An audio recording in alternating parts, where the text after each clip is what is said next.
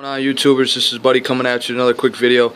Listen, guys, if you're thinking about setting up an aquarium for your first time, this is a must-watch video for you. Seriously. I'm not going to get into cycling or anything like that, but listen, when I set up my real first aquarium, my first 75 gallon was my real first aquarium. I had one before that, little small one, but whatever. Guys, listen, before you set up your tank, sit down and come up with a common plan. Really think it out. Think about what you want, a fish only, an invert, coral, whatever type of tank you want. You know, you need to sit down and decide what type of tank you want to go with. You know, basically what type of stuff you want to house with inside that tank. And there's a lot of good aquariums out there. So think about what aquarium you want to go with, Reef Savvy, whoever it is that you want to go with, or whatever type of aquarium you want to go with. Think about that type of stand, cabinetry. Think about it all. Okay, really come up with a good plan. All right, think about this. This is important because ultimately you're setting up this aquarium to have anywhere between 5 to 10 years down the road. If you're planning on getting into this hobby just for the short term, don't waste your money. Don't even bother. This is a long-term thing. My tank didn't even start looking good. This one here didn't even start to even look close to looking anything nice at all. Until about a year. It took about a year for this tank to really take off and start to show any real promise, is what I mean. To start to be something that I really enjoyed. So it's definitely something you're in for the long haul. So keep that in mind. Alright guys, so come up with a common plan on what it is that you want to do with your aquarium. And then I recommend obviously buying dead rock. I don't ever recommend buying live rock. There's plenty of reasons why, and I'm not going to get into it right now in this video. But get your dead rock, and when you're picking out your rock, pick it out for its shapes. Pick out rocks that you absolutely love the way they look. You love the shape of them. You know, if you want real porous rock, you know, then buy real porous rock that you love the shape of. Keep in mind that the shapes of your rock are going to determine your aquascape. If you don't buy rocks that you absolutely enjoy, you just buy rock and think, oh, I'll make something cool out of it. I'll figure it out. You will never be happy with your aquascape. I can guarantee you that right now.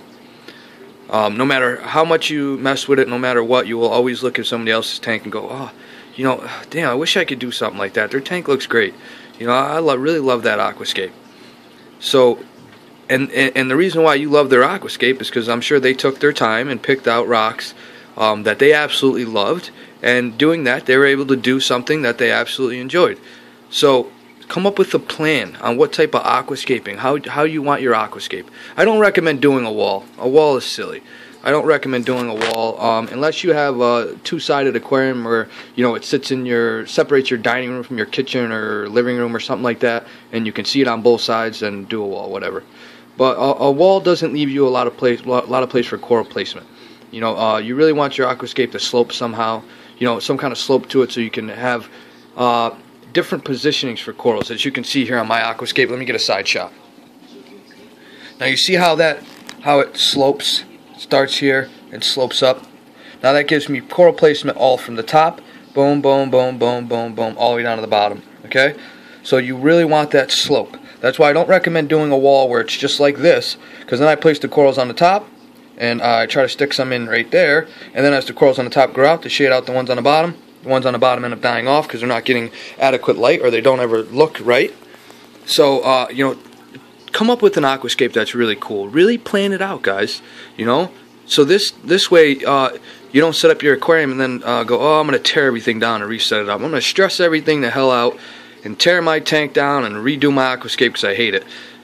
Buy rocks for their shape and the way that you like them, and really plan out what you want to do for your aquascape and set it up right the first time. Make sure you have plenty of holes and crevices and stuff for the water to circulate around there. Really plan it out, guys. You know what I mean? This is something you're going to have for years to come. So really plan it out. Take your time. Figure out whether you want to go to deep sand bed, shallow sand bed, you know, whatever it is you want to do. And do your research, guys. I really recommend do your research, okay? Because there's pros and cons on everything. Deep sand beds have their ups and they have their downs. Shallow sand beds have their upsides and their downsides. So you need to do your research. All types of different filtrations have their pros and cons. So do your research. Figure out what type of corals or what type of fish or whatever it is that you want your aquarium to be, fish only, whatever. And do your research, and you make an educated decision on the research that you have done to decide what type of aquascaping, what type of filtration you should have, what type of lighting you should have, and make sure you always, if you're going to go with corals, leave yourself room to grow too. You know, think about that. Leave yourself room to grow. You know, I always recommend buying a high-end lighting and toning it down. This way, if you decide you want to get into SPS corals up, you know, down the road as you get more advanced into the hobby, you don't need to spend another, you know, say you spend $300-400 on a light, and it's adequate for LPS and softies, and then down the road you want to do SPS corals. Your lighting's inadequate to do that, so now you're stuck spending more money on a new light. Buy a good light from the start. Do yourself that favor, you know, and just tone it down, and then when the time comes you want to upgrade to bigger and better corals, you turn it up. No big deal. So do your research, guys. You know, definitely do your research. Don't make the mistakes that I made when I set my first aquarium up, and I promise you I sank thousands into that tank and I never liked the way it looked. I always envied everybody else's tanks, and I always said, oh, how come my tank don't look like that? I redid my aquascape probably 30 times and it sucked. I hated it every single time. I hated it. I hated it because I didn't buy rocks for their shapes. I just bought rocks and figured, I can do something cool. I'll figure it out. You know, it's going to look cool, you know, and it never looked cool. It sucked, you know. So, you know, you owe it to yourself, guys, to do it right. Buy the rocks for their shapes and the way and what you like. Have a common plan and set the tank up right the first time. Do your research, know what it is that you're doing, and, you know, buy the necessary equipment that you need, and do it right, guys. You know, if you take this advice and you sit down and you come up with a real plan, you know, and you approach it with a plan and a common goal, ultimately you will love what you have, and you will enjoy it that much more.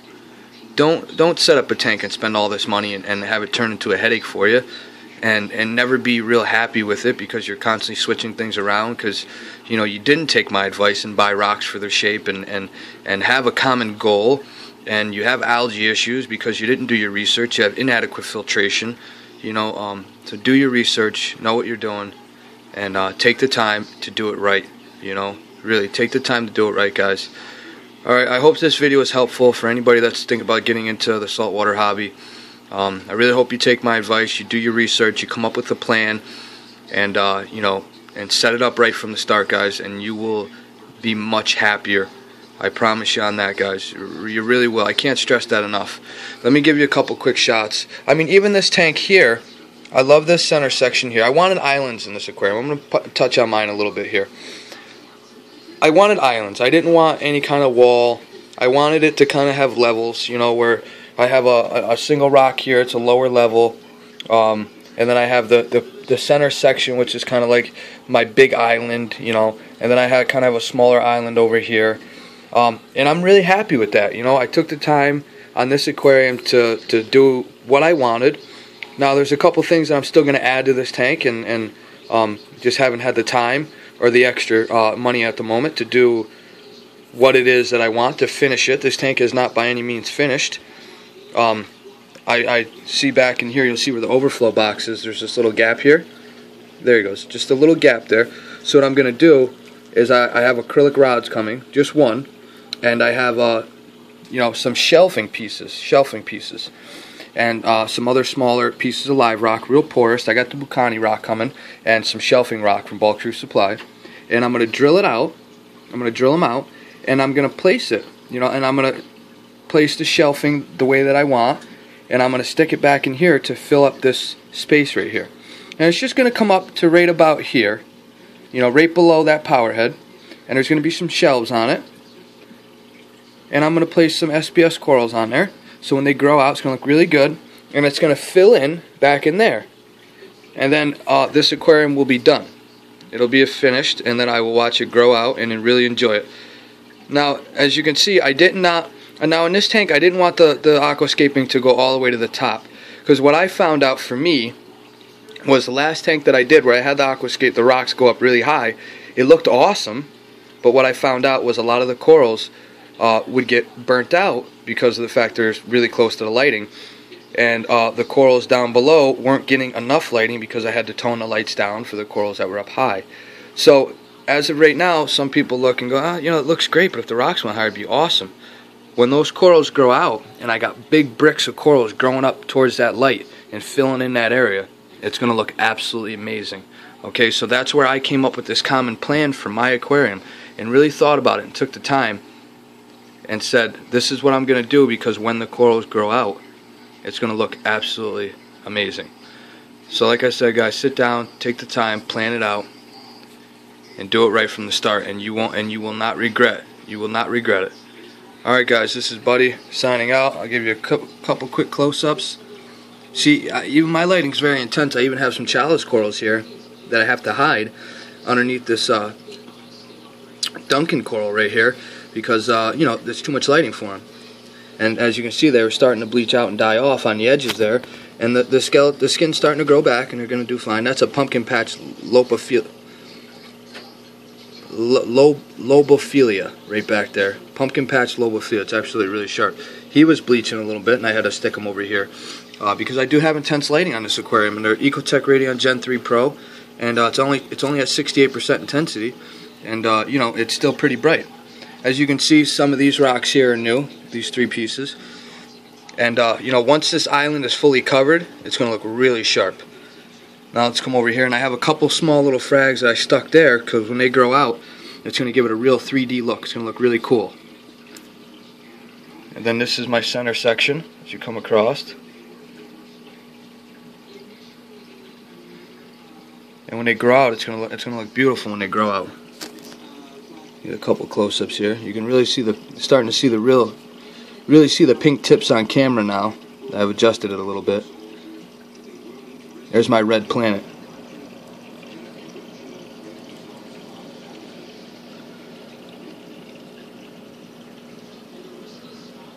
My pink bird's nest.